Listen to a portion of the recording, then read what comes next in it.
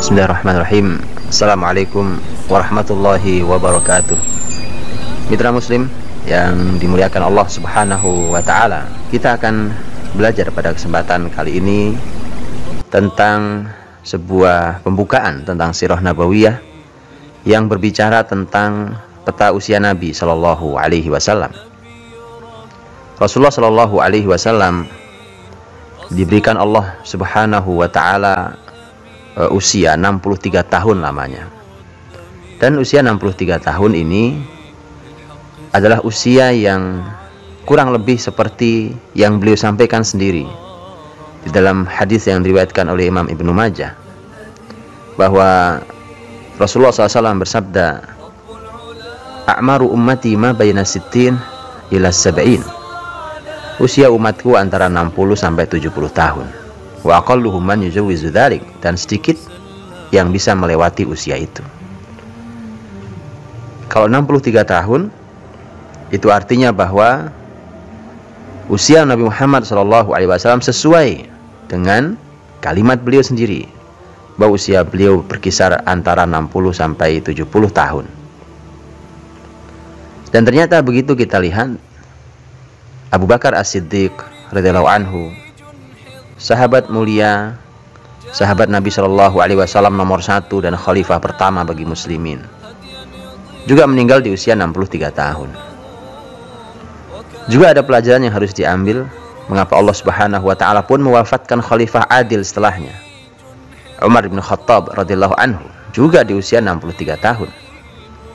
Dan Ali bin Abi Thalib radhiyallahu anhu sebagai khalifah yang terakhir pun sama, meninggal di usia 63 tahun.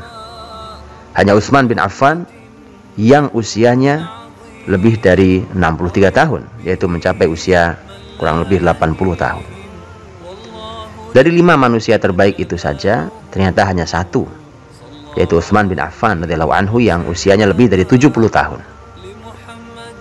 Dan inilah yang sebenarnya menarik buat kita, adalah bahwa usia-usia itu dipenuhi dengan 2 hal, yaitu persiapan dan karya. Sekali lagi, persiapan dan karya. Seseorang harus menyiapkan dirinya sampai dia untuk dia bisa menghasilkan karya-karya besar. Dan bagaimana seseorang bisa berkarya kalau dia tidak menyiapkan diri dengan sebaik-baiknya?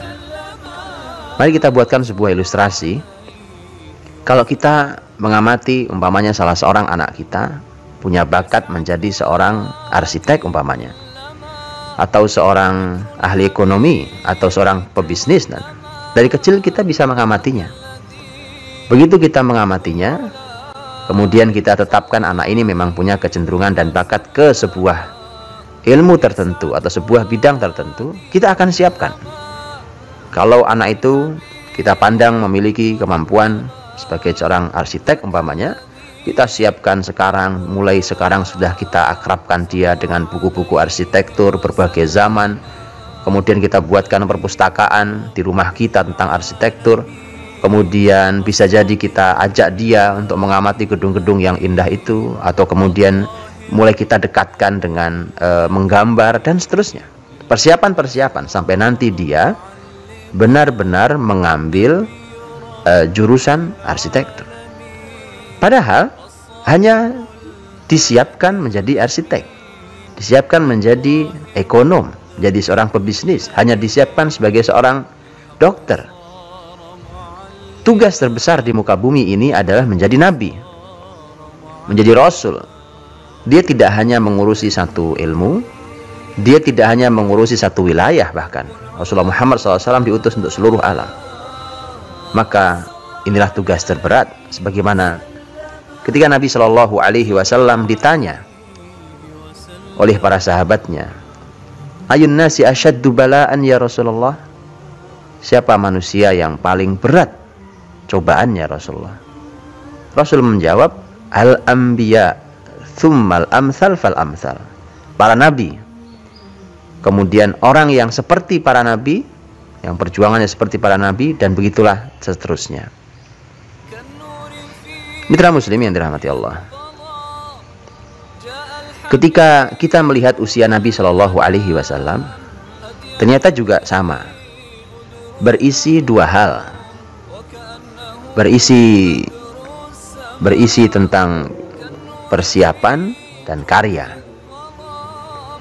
Rasulullah Shallallahu Alaihi Wasallam dalam karya besarnya adalah tentu sebagai seorang Rasul. Dan Rasulullah SAW menjadi Rasul kurang dari 23 tahun. Itu berlaku dari usia beliau 40 tahun hingga usia beliau 63 tahun. Kurang dari 23 tahun beliau menjadi Rasul. Tapi ternyata beliau memiliki usia sebelum 23 tahun itu cukup lama, yaitu 40 tahun. Usia 0 sampai 40 tahun sebelum menjadi Rasul, inilah yang bisa kita sebut sebagai usia persiapan. Kalau seorang dokter saja, seorang arsitek saja, seorang pebisnis, ekonom, dan yang lainnya memerlukan persiapan yang panjang, maka bagaimana dengan seorang calon Rasul, manusia terbaik, teladan paling mulia? Maka pasti memerlukan persiapan yang tidak sederhana. 40 tahun persiapan seorang calon Rasul SAW. Maka dari itu, kalau kita membuka sirah nabawiyah di usia sebelum kenabian, yaitu usia 0 sampai 40 tahun, maka agar sirah nabawiyah dalam untuk kita, bukan hanya sebuah kisah di masa lalu, maka bacalah ia sebagai sebuah persiapan, masa atau usia persiapan menjadi orang terbaik di muka bumi. Kita ketika ingin menjadi orang yang baik, berkarya besar, mari kita juga menyiapkan diri seperti Nabi SAW menyiapkan diri. Karena Nabi sedang Allah siapkan untuk menjadi manusia terbaik. Kalau kita menyiapkan setidaknya mengikuti Nabi, mudah-mudahan kita bisa mendapatkan kebesaran yang sama atau kebesaran yang mirip dengan yang ditunjukkan oleh Nabi SAW sepanjang hidupnya. Jadi 0 sampai 40 tahun adalah merupakan usia persiapan menjadi Rasul. Setiap peristiwa yang terjadi di usia tersebut adalah merupakan cara Allah untuk menyiapkan calon Rasul dan calon Nabinya. Sebenarnya ini berlaku bagi semua Rasul.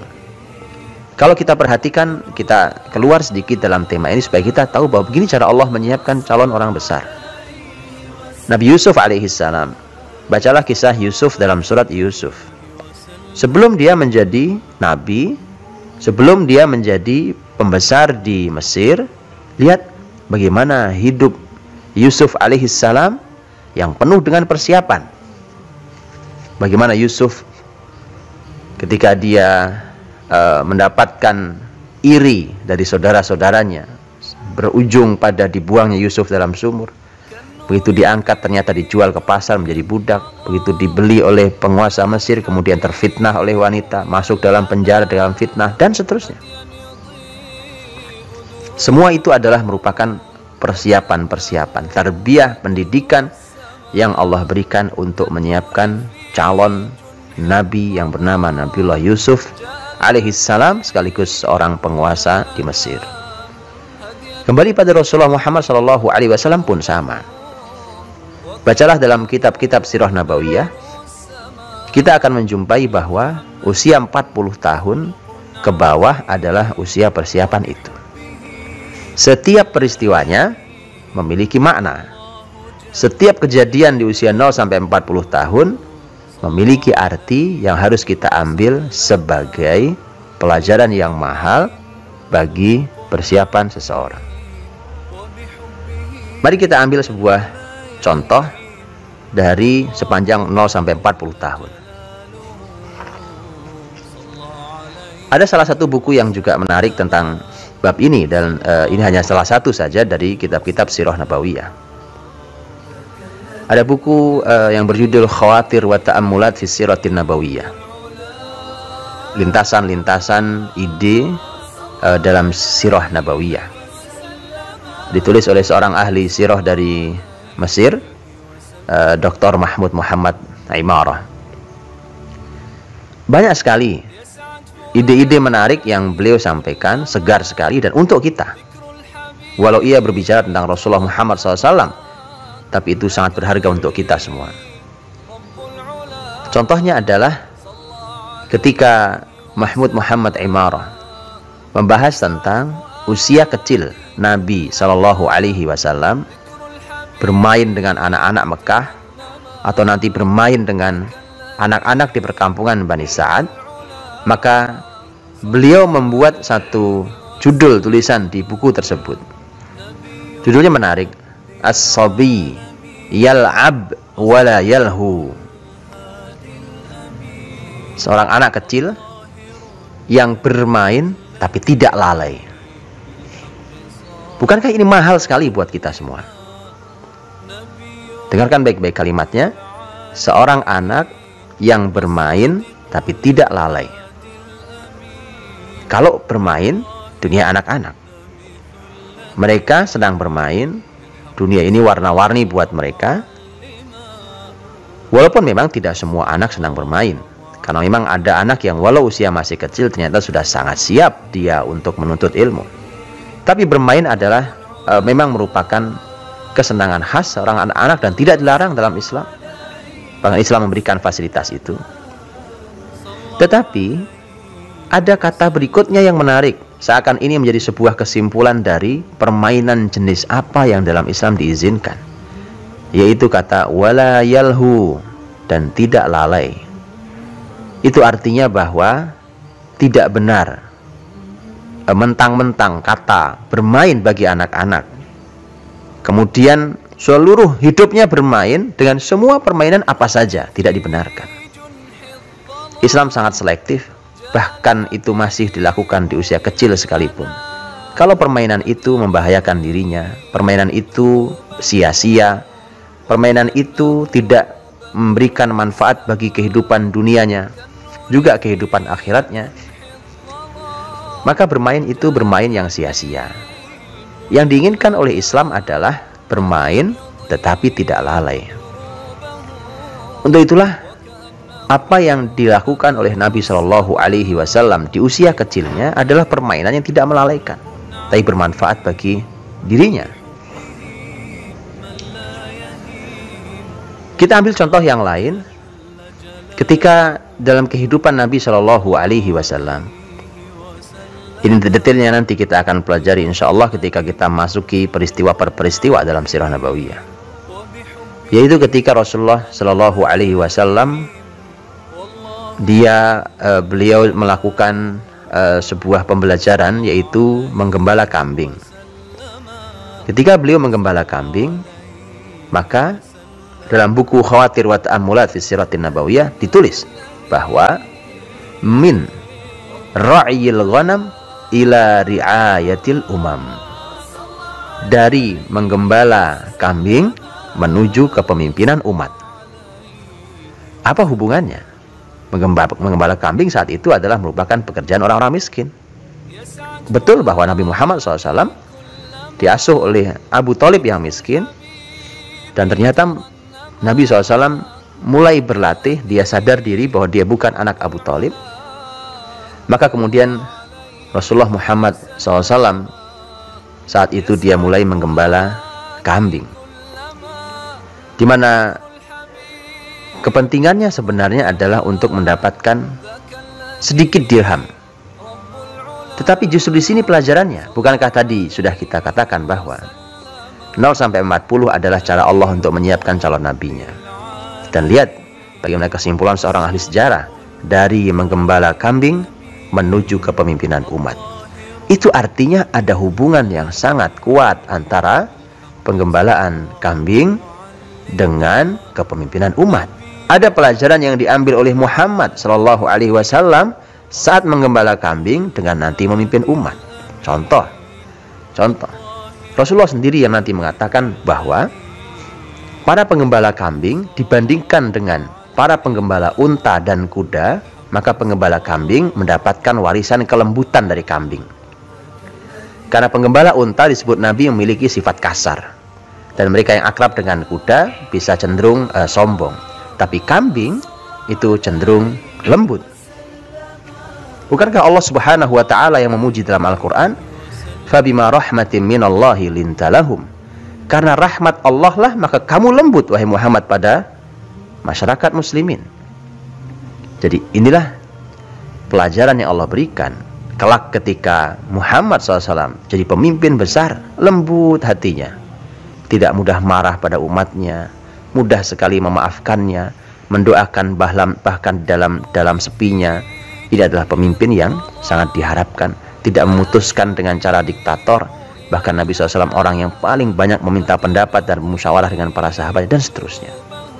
Maka kepemimpinan beliau salah satu pelajarannya diambil dari penggembala kambing, dan masih banyak lagi yang lain pelajaran yang didapatkan dari pengembalaan kambing. Tanyakan kepada orang yang ahli pengembalaan kambing hari ini, apa yang bisa didapatkan dari ketika orang berinteraksi banyak dengan kambing. Begitulah seterusnya, usia 0 sampai 40.